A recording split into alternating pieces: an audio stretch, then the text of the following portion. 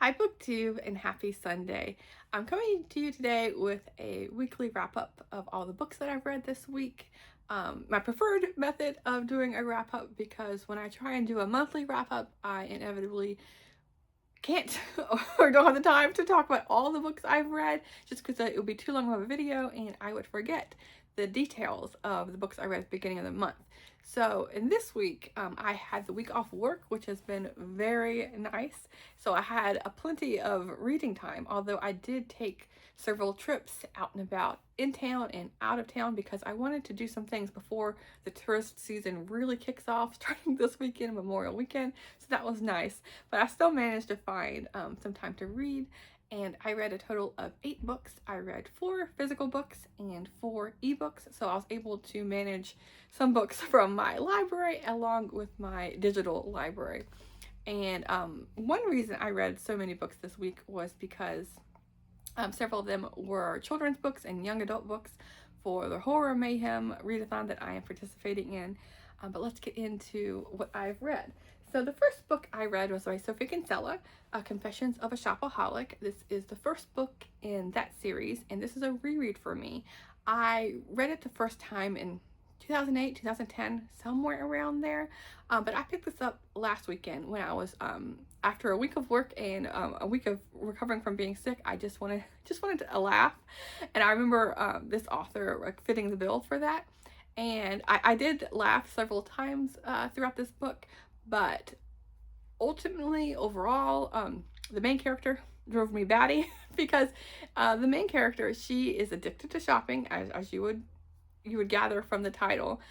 She just wants more, and nothing she has is good enough for whatever event she wants to attend or a meeting. She has to have brand new clothes every time, but she's racking up thousands of dollars in debt. She has multiple credit cards for these different shops and credit cards for the different banks, and they're all like at their limit, and she can't even manage to do like the minimum payments for them.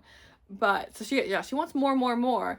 And then at first she decides she's going to decrease her spending and start saving.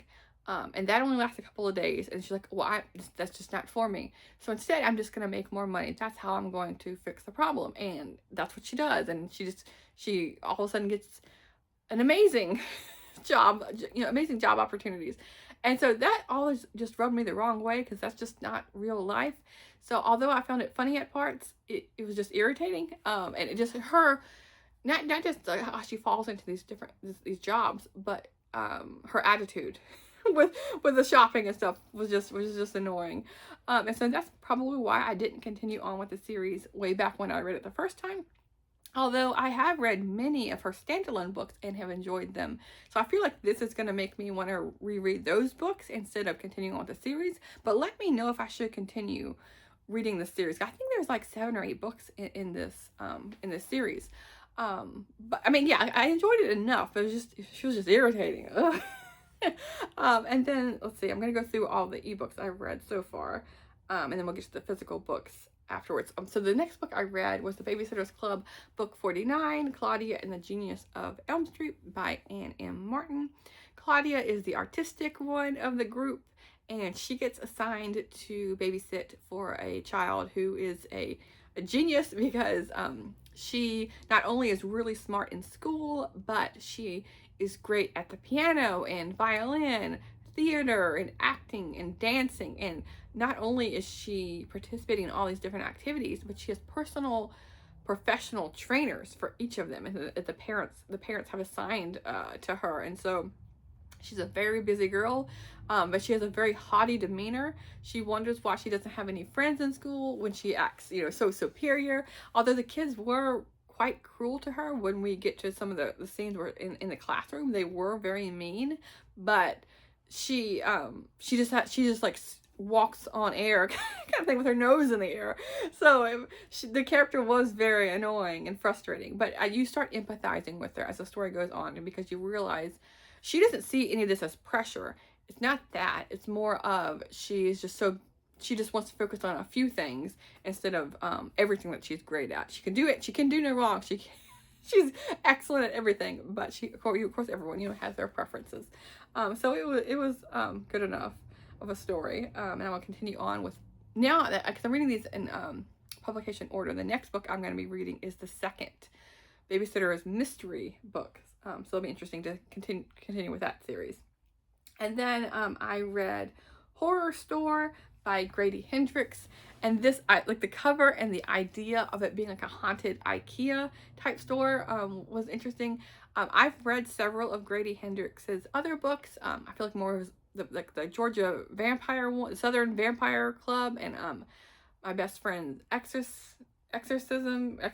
I've read several of his books, like 4 or 5 of his books, but I've constantly heard about this book in particular. And overall, this is an author that I like his ideas, and the writing style isn't bad. It's just the whole story as a package has never been pulled off as the best as it could be, if that makes sense. And so this was the same kind of thing with this story, unfortunately. I mean, I did really like it for what it was, but the ending was just a bit like, okay, I don't know. I feel like it more could have been done with it. But this is like a knockoff IKEA store. IKEA is actually mentioned several times, which I thought was funny. It's like a downgrade from IKEA, but it's following a group of workers who are working at IKEA. One of them is like, it's like their passion in life. But the others are just, it's just a job where they clock in and they clock out, and the main character, she's constantly talking about how she has a standing job, and her goal is to eventually have an office sitting job, and that's when she'll feel like she's made it. And so as they're working at the store, there's several things that are happening when they get there in the morning, and so the supervisor decides him and a group of people are going to stay there overnight to figure out what is going on, who is breaking in to this store. And so they're pulling a night shift, and things start happening, and it can get very spooky. Like this gigantic warehouse with the lights are flickering, and there's damage, and different people are popping up here and there, and like there's doors that are like opening and closing, things like that. I don't want to give the whole full story away, but I enjoyed it for what it was. But again, I just feel like something about it could have been a bit more. But the cover is really spooky, and because I was like, if you look at the pictures here, but each chapter at the beginning is a different piece of furniture with like the Swedish or Norwegian name on there. So I thought that was a nice touch. And then at the beginning and the end, it's like a catalog. So that was really interesting to see. And then let me see here. The last ebook I read was when I just finished today. It's All My Friends Are Going to Be Strangers by Larry McMurtry. This is the second book in the Houston series, where there's some characters that pop up in the full series, but they're not interconnected. But this is following Danny, who is a writer in school in Houston, and he is, I'm not sure exactly how old he is. I want to say he's like between early 20s, like 20 to 25, something like that. And he's just trying to figure out life. He has a passion for writing, and so it opens with him completing a novel, and he sells it, which is like, it's just amazing. But he drops out of school, and then basically he's wandering around aimlessly with a million different women. That's basically what the story was about. It was kind of depressing, and I don't know, like it speaks like what is humanity kind of thing, because it kind of speaks to, a young man who's just trying to figure out life. Although he has been successful for his first novel, it's like, was that it? Was that the best work I could do? Am I ever gonna do better than this? Like, what's the point of life? And then he's just like hopeless with his relationships. He's just basically falling into bed with every single person he comes across, for good or ill. So that was interesting to see. The tone of this book overall was kind of similar to the first book in the Houston series, Moving On, which is like 1,000 pages, and this one is like 250 pages or so. So that was interesting to see. And then in the introduction to this book, Larry McMurtry was talking about how he had just finished writing Moving On and still had this energy, this creative energy that he wanted to keep going. But Moving On was finished, and so he just like immediately dived into writing this one. So I feel like that's why the tone is very similar between the two stories, and for sure this guy could easily be a character in Moving On. But yeah, a little bit depressing overall, but interesting nonetheless. So those were the 4 ebooks that I have finished. And then as far as the physical books, I have this little stack here. So I read a lot, and these are mostly our horror mayhem books. Locked in Time by Louise Duncan. I have this old beat up library edition with like the stickers and everything, but it's a hardcover, so it's managed to hold up. But this book came out in 1985, and I've read several of Louise Duncan's books and I've always enjoyed them. But this is following the main character, Nor. I can't remember what her full name is, like Eleanor or something, but she moves to Louisiana after her mother has died, and so she's moving in with her father, who is recently married Lizette, who has this gigantic mansion on a river way outside of New Orleans. Like, it seems like an hour outside, and it's like in the middle of nowhere. But she really enjoys her privacy and likes being far away from town. They don't have internet, and internet wasn't even a thing back in the 1985, but doesn't have a phone or anything. She just wants to be completely, disassociated from the town, from the town or from New Orleans. But Nora, I can't remember what her full name, I think it's Eleanor, but yeah, Nor, she thinks nothing of it at first. She's just getting used to like the hot, sticky weather, and it talks about how it starts at the late fall, not late fall, late spring, and so like with each increasing chapter, it's getting hotter and hotter. So I can kind of feel the humidity rising along with each chapter. But thinks nothing of the family at first, but then as she gets to know them, there's these different comments here and there where, because Lizette has 2 children, and the kids that she's getting to know are making these comments of things that happened 100 years ago, and they talk about it like with a lot of familiarity, and so that's like it's like jarring something with her, and so she starts getting suspicious, and as she gets suspicious, Lizette, the mother, is starting to question or starting to antagonize Nor, because Nor has a very good sense of time. That's the whole thing about this book, is how she can wake up. She can go to sleep with thinking, I'm going to wake up at 6 o'clock, and she does. She's very purposeful with her timing, which is a really odd part of this book, but I don't think it was necessary to complete the story with that, but it was interesting nonetheless. And I want to read more from Louise Duncan, because I have several books on my shelf of hers, and I've read a couple. But yeah, here's that one, and I like the spooky cover. And then I read Sweet 16. This is a point thriller book, point horror, whatever, what do you call it, by Francesca Jeffries.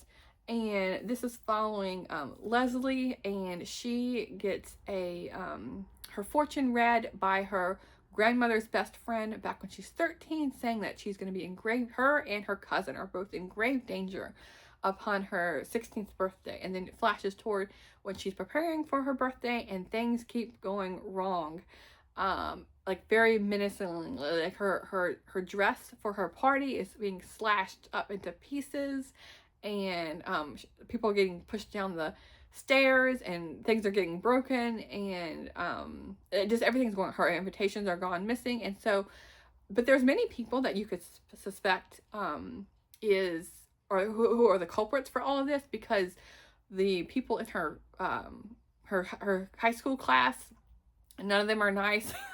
It feels like she has an ex-boyfriend who seems to be like hovering around, and then she has a new boyfriend who doesn't seem like the most or the best person for her either. And so there's a whole cast of characters that could have been like the whodunit, and it takes you all the way to the very end to figure out what is going on. But despite the scary cover, this was not a scary book at all. It was a bit of a letdown for me, but I read it and ticked it off my shelves here.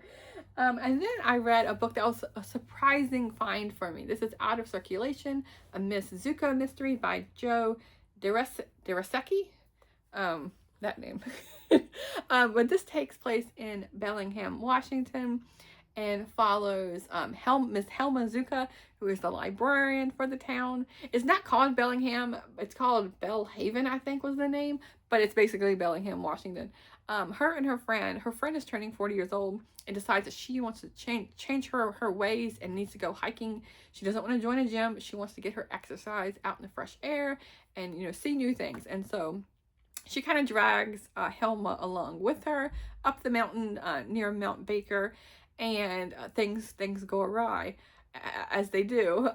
They encounter a dead body, and they know he has a missing hiking partner with him, and so that if this one's dead, maybe the other one is still alive. So they go up further up the mountain to figure out what's going on, and they get stuck in they get snowed in at a cabin with a bunch of strangers, and someone in this group is the evil guy, basically, because things go wrong. The radio they have goes missing. Like different things are being taken and moved around in this little cabin. So you know something's going on. But yeah, I really enjoyed this mystery. This came out in 1997, and I want to read the rest of these books. This was a little free library find for me, and I was just like, I really enjoyed this book, and so I'm hoping the rest of the series is just as good. And my library only has books 10 and 11, at least the ebook library. I'll have to see if there's like a physical copy, but this book came out in 1997, so probably the first book came out in like 93 or 94 or something, so it could be hard to find, but I really want to read the rest. And so but the cat in this book, he only popped up at the very beginning. Like he only had a line or two, despite the cover. There should be like a mountain or something on the cover instead of this cat, but I want to find out more about this cat. And then the last book I read, I just finished it before I sat down with you, is the 5th book in the Goosebumps series, The Curse of the Mummy's Tomb, by R.L. Stine, and this is following, what is his name? I just read the book, you think I remember his name? Gabe. Him and his family are making their way to Egypt because their ancestors are from there. Their grandparents were. And so he meets up with his cousin and just like look at the pyramids, because the uncle is like one of the archaeologists at one of the pyramids, and so they get like this tour, inside scoop on the pyramids, and bad things happen when they're in there. They get this is actually a little bit scary. I mean, it wasn't scary, but it had a lot more to it than a typical children's book for this, because there was attempted murder and attempted kidnapping in here, which these are all new to me. I didn't read these as a kid, but the ones I have read from this series weren't as like dark, I guess, as this one was. Although it still had a lighter, you know, it for sure was a kid's book, because I almost had every single chapter ending, there was something spooky happened, and it was always like a parent popping up or one of their friends popping up. So it wasn't. It was constantly like a letdown, basically, of the spooky atmosphere, because it was constantly being reasoned out of, oh, this you just have an overactive imagination. Although it did have some spooky elements towards the end of it, so I feel like, again, this is one where there's a lot more potential. I feel like than was contained in this book. There could have been a lot more done with it, basically. But I enjoyed it for what it was. But yeah, I had a great reading week. I have work coming up this week, but I still have Monday off. And I have Friday off as well, actually. So I'm hoping to do a good amount of reading. It's been really nice weather, and I just been sitting in my reading chair with like the sun shining in. It's like the perfect reading atmosphere for me, with the window open and like the warm breezes coming in. That's exactly what I want every single day for reading. Unfortunately, you don't always get that, but I am taking advantage.